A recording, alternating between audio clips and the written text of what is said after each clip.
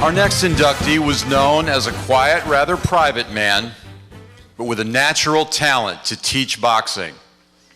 In the 1950s and 60s, boxing on Miami Beach was in its heyday, and the Fifth Street Gym was the place that boxing royalty came to learn and prepare for some of the greatest fights in the history of the sport.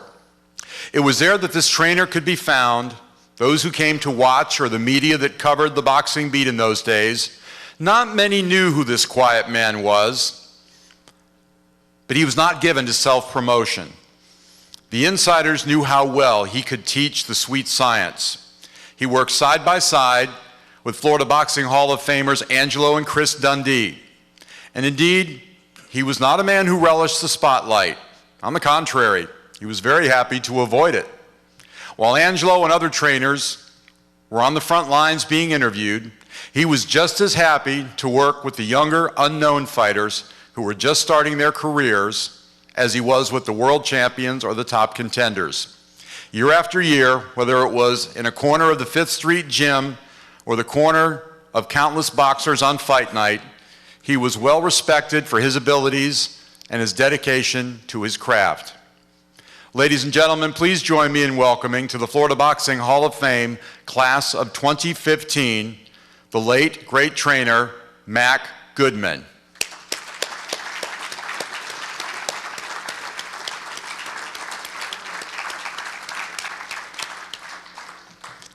Here to accept for Mac on his behalf one of his former pupils, who was also an inductee in the Florida Boxing Hall of Fame from the class of 2010.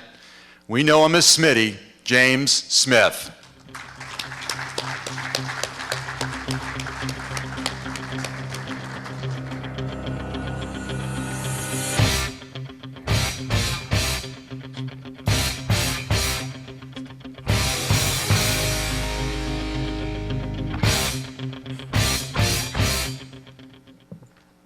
Happy Father's Day. I was probably the worst fighter that Mac ever trained. I didn't listen to him because, you know, when I started, I came right out of playing high school football at Carroll City and then a couple of years in college, and I didn't grow any. You probably noticed I still haven't grown any.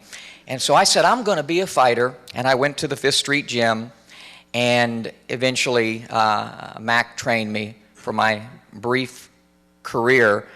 And he worked with so many great fighters and had so many wonderful stories, and I'm blessed now to have been in the ring with over 50 world champions on my TV show, and whenever these all-time greats are showing me stuff, and even some of the pups today, and you know, guys like Manny and Floyd and Amir, and I think back to all the tricks he tried to teach me, and I didn't listen. And I'm kind of glad I didn't listen, and I'm glad I had a brief career, because if I had listened, I would have been much better, had a little longer career, but I probably wouldn't look like I do today and wouldn't have a TV show. So, but one quick story about Mac. When Tommy Torino, is Tommy here? When Tommy found a guy that I could beat, Tommy would shop for my opponents at Toys R Us. And he found me a guy I could beat, and I knocked the dude out. And then I remember after the fight, I had some mascara that my ex-wife gave me in case I had some marks on my pretty face. And Mac, who is like the quintessential Mickey from Rocky character, he saw me applying this mascara to my face, and he went ballistic. I mean, he said, "Those are scars of honor, kid. Those are scars of honor," and I'll never forget that. But I want to thank so much the Florida Boxing Hall of Fame, because it's obvious some of the greats that get in here, but when they recognize the unsung heroes, bucket boys, cut men, corner men, trainers, the unsung, that's very, very important. And Mac, I'm sure, is in heaven looking down. And Mac, now you're in pugilistic heaven, here in the Florida Boxing Hall of Fame. God bless.